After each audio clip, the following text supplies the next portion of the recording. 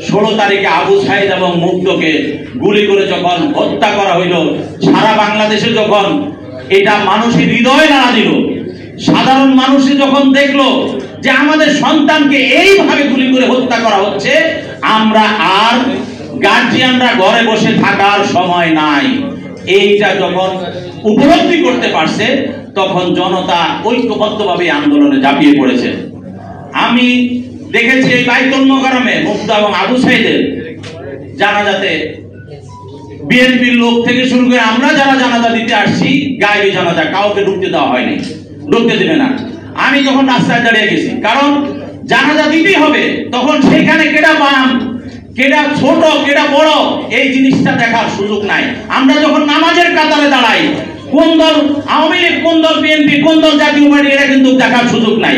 তখন আমাদের লক্ষ্য ছিল একটাই, এই ফ্যাসিজম, স্বৈরাচার, গণতন্ত্র হত্যাকারী বাকশালী সরকারকে আমাদের ঐক্যবদ্ধভাবে বিদায় করতে হবে। এটাই ছিল আমাদের লক্ষ্য। হ্যাঁ, আমরা বাকশাল বিদায় করছি, স্বৈরাচার বিদায় করছি, ফ্যাসিজম বিদায় করছি, কিন্তু এই ফ্যাসিজমরা এখন বিদায় হওয়ার পরে কি করতেছে? তারা বিদেশে বসে আমাদের ভিতরে কিভাবে ডিভাইডেড করা যায়, কিভাবে সেপারেশন করা যায়, কিভাবে অনৈক্য সৃষ্টি করা যায়, বিভিন্নভাবে ষড়যন্ত্র করতেছে।